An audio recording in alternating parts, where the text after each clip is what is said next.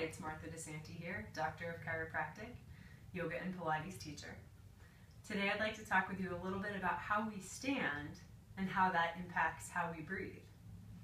So one of the things I'd like to start with is just a little bit of an assessment of posture, some common postural issues, and then how to fix that. And then we'll get into how that affects our diaphragm and our pelvic floor a little bit. So if we're thinking about how we would want to stand, and if we're looking from the side of a person's body, ideally we want, if there was a plumb line dropping down from the ceiling here, we want that line to cross through our ear, our shoulder, our hip, our knee, and then that little bump at the bottom of our ankle, that lateral malleolus point right there.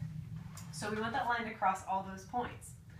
For most people that's really challenging because there are a lot of different postural variations that kind of prevent that. Some of which include forward head position, or in an attempt to compensate for forward head position, flaring the ribs to kind of bring the head up to a level position again, even though there is still that sort of rounding in the upper spine.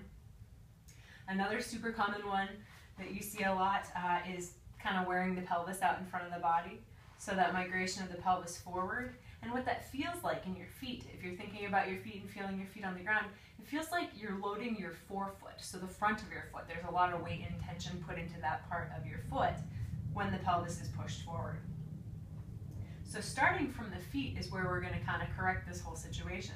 We're going to think about bringing the pelvis back by shifting our weight back into our heels. And you might even feel the toes raise up and you can wiggle them around a little bit. If that feels scary to do, if you feel like, oh my gosh, I'm going to lose it backwards, I would suggest practicing this in front of a wall. So in that instance, you'll find a standing position again with a wall behind you. And we're not going to intentionally lean back into the wall. It's just if you feel like you're going to lose it, there's something really sturdy there to catch you. So that same sense of shifting the weight back into the heels is where we're going to start. So once we've got the weight shifted back into the heels, we're going to make sure that our pelvis is in a neutral position. And what neutral pelvis means is that we don't have the hip bones tipped forward and the low back excessively arched. And we don't have the pelvis tucked and the pubic bone tipped forward. We have the hip bones and the pubic bone in the same plane, allowing for whatever our natural amount of low back curve looks like. It's hard to tell if you're a neutral pelvis by what low back looks like too. So try not to get distracted by whether or not there's a certain amount of curve there. It's a little bit easier to go with those bony landmarks on the front side of the body, just because this can be deceptive based on how little glute development a person has and then where they carry that glute. So it's kind of nice to go with those bony landmarks in the front. So there's your neutral pelvis, your weight's back in your heels. The low ribs are just gently relaxing downward. They're kind of snuggling toward your back body. And the arms are relaxed. The head is lengthening just gently upward. So it's kind of a lot of work, isn't it? Just getting into a starting position to stand. That's what we're looking for our standing position. The reason that this becomes important with breathing is because if we're trying to do any sort of diaphragmatic or belly breathing, we need to have a good relationship with where that diaphragm is in relation to our bony structure. So the diaphragm is a large dome-shaped muscle that's situated right underneath the rib cage, and it runs from front to back and side to side. So this dome-shaped muscle, when we breathe, on our inhale, the diaphragm pulls downward. And then as we exhale, our diaphragm returns back up to its starting position. And so the diaphragm moving up and down like this is creating a change in pressure inside the lungs. So when we inhale and the diaphragm pulls down, air is pulled into the lungs. As the diaphragm comes back up, air pushes out of the lungs. So this is diaphragmatic breathing that we're talking about. And the diaphragm is the main muscle of breathing and respiration. There's another term that's called belly breathing. And belly breathing really means the same thing as diaphragmatic breathing, and I'll tell you why. And for a lot of people, this doesn't make sense, the name belly breathing, because we don't have any lung tissue down here, right? We have lung tissue all around the rib cage on all sides. The reason that belly breathing is a term is what that's suggesting is movement happening at the belly. And what that looks like is this.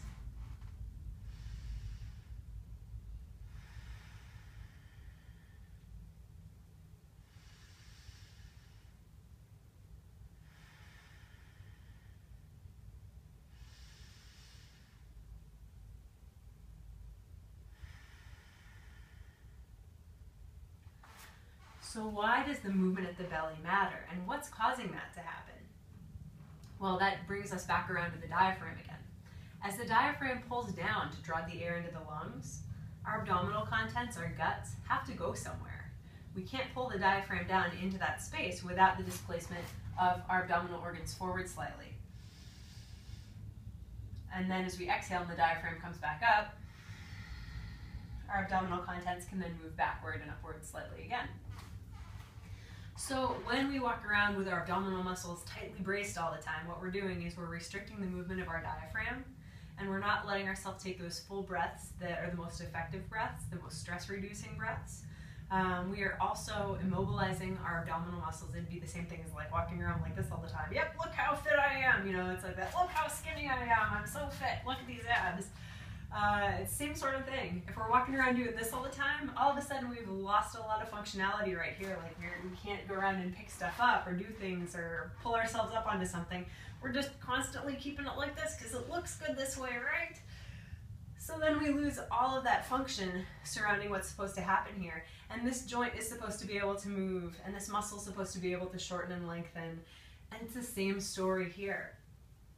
When we limit that motion that should happen at the diaphragm and should happen with the abdominal organs and with the abdominal muscles, we are kind of training our abdominal muscles into being able to do one thing, and that's really it, instead of a whole wide range of functional things that our abdominal muscles should in fact be able to do.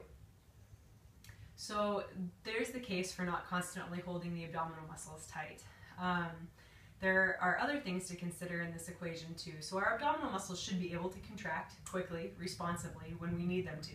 When we're picking something up that's heavy, if we're doing any sort of reaching movement, anything like that, this needs to fire first. But that should automatically be happening, and if it's not, then we need to get some help in figuring out how to make that happen.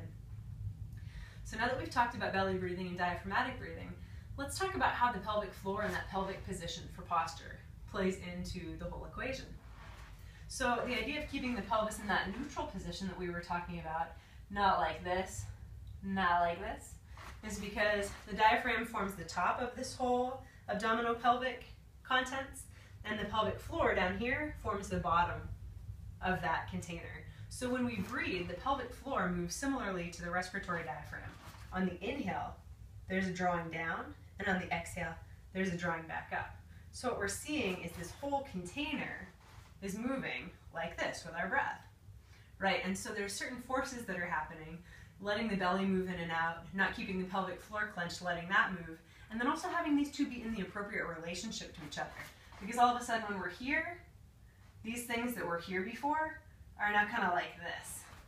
And I don't know if you can see the angles that I'm trying to show with my hands, but there's not the same relationship between the two, and it's altering all different types of forces that are happening through the abdomen, through the pelvis. And that's just a less ideal and a less efficient way to go through life than how our structure is designed. So just a couple things that are food for thought as far as how you carry your body around, letting the belly move when you breathe, and hopefully that's been helpful for you. Have a wonderful day. Thanks.